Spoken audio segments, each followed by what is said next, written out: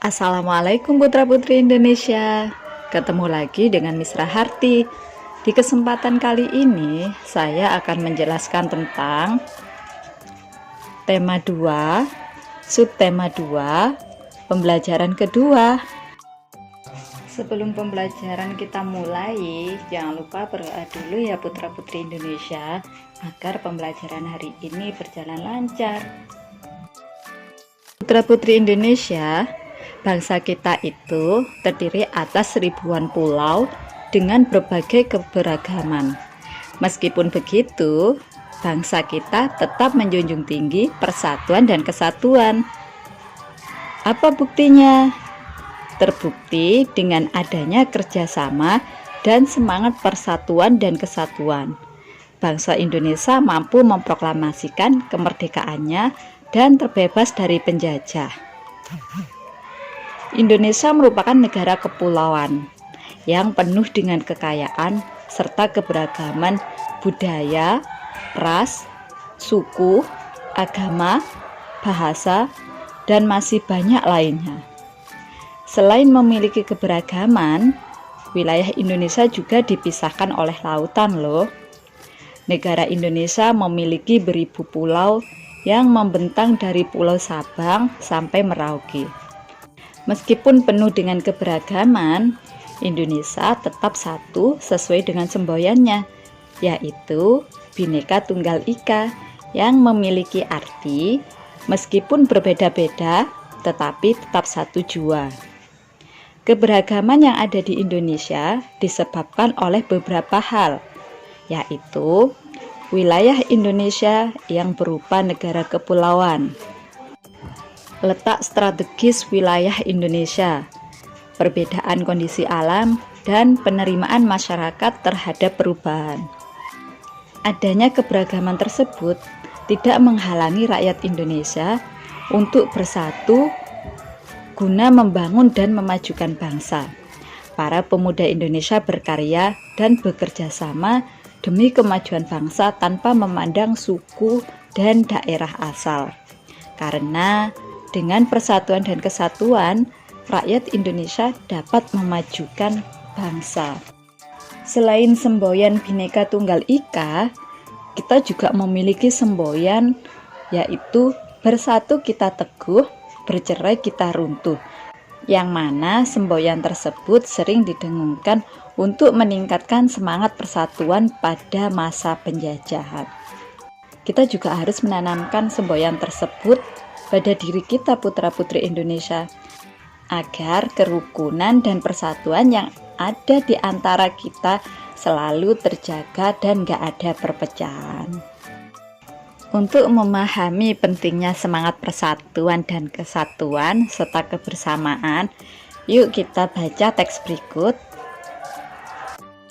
Kami berbeda, namun kami bekerja sama. Matahari belum tinggi ketika Edo, Dayu, dan teman-temannya bermain di halaman sekolah. Ada yang bermain lompat karet, ada yang bermain petak jongkok, ada yang bermain congklak di selasar kelas, dan sebagian lagi ikut dalam permainan rangku alu. Edo, Dayu, Siti, Udin, Beni, dan Lani memilih ikut permainan rangku alu bersama beberapa teman lain. Mereka memang lebih suka dengan permainan olah tubuh di luar ruangan. Baru beberapa hari yang lalu, teman baru mereka, Yanes, yang memperkenalkan permainan ini. Yanes berasal dari Alor, Nusa Tenggara Timur. Permainan yang menggunakan tongkat bambu ini adalah permainan anak yang digemari di sana. Edo, Dayu, dan teman-teman di SD Nusantara senang sekali mengenal permainan baru ini. Seru dan menantang, kata mereka. Anak-anak di SD Nusantara justru gembira menyambutnya. Perbedaan warna kulit, adat, kebiasaan, bahasa, atau agama tidak mereka anggap sebagai masalah. Semua akrab bermain bersama.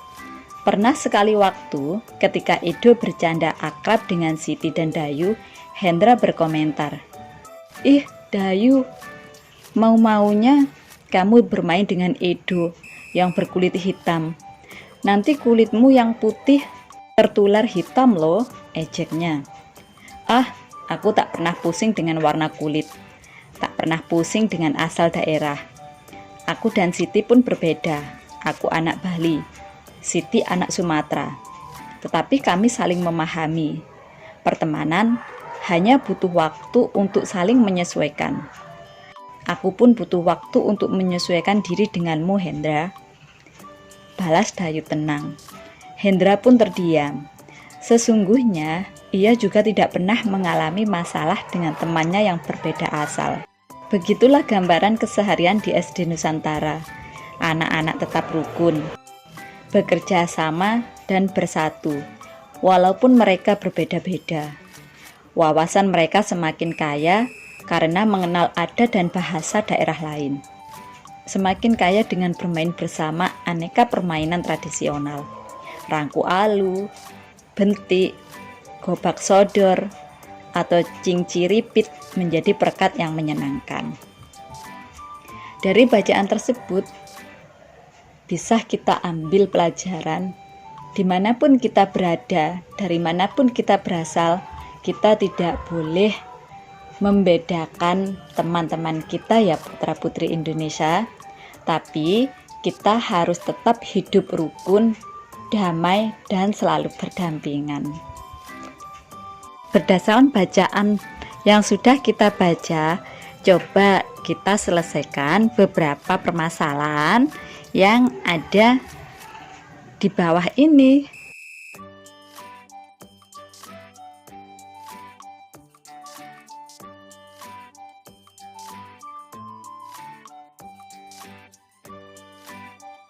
Persatuan ataupun kerjasama tidak hanya bisa diterapkan dalam permainan sehari-hari loh putra-putri Indonesia, tapi juga bisa diterapkan dalam tarian tradisional.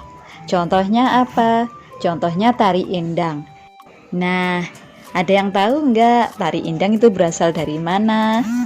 Ya benar sekali, tari indang itu berasal dari Sumatera Barat. Berbicara tentang tarian, tentunya tak lepas dengan yang namanya gerak tari dan pola lantai. Yuk kita amati pola lantai yang ada dalam tari indang. Yang pertama, tangan kiri menumpu tangan kanan atau membentuk sudut siku-siku sembari menggerakkan ujung-ujung jari agar berbunyi tuk. Dilakukan bergantian selama 3 kali. Kemudian tangan kanan diayunkan ke arah kiri sehingga posisi tangan kanan menumpu tangan kiri. Gerakan kedua, tangan kanan ke depan, kemudian memukul lantai atau bagian depan badan, sedangkan tangan kiri ke belakang, kemudian memukul lantai bagian belakang badan. Dilakukan secara bergantian selama 3 kali. Selanjutnya, tangan kanan dan kiri ditarik ke arah badan membentuk sudut siku-siku atau tangan kiri menumpu tangan kanan. Gerakan ketiga, tangan kiri ke depan, kemudian memukul lantai atau bagian depan badan, sedangkan tangan kanan ke belakang, kemudian memukul lantai bagian belakang badan. Dilakukan secara bergantian selama 3 kali. Selanjutnya, tangan kiri dan kanan ditarik ke arah badan membentuk sudut siku-siku atau tangan kanan menumpu tangan kiri. Gerakan keempat yaitu ulangi gerakan nomor 2. Untuk gerakan nomor 5, ulangi gerakan nomor yang 3.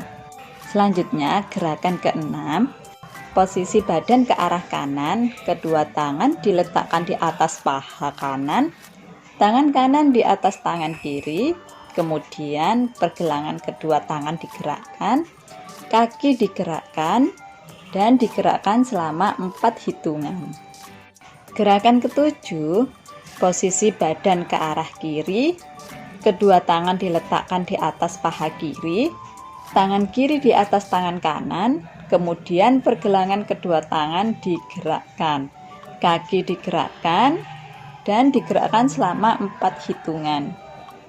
Untuk gerakan ke-8, ulangi gerakan nomor 6.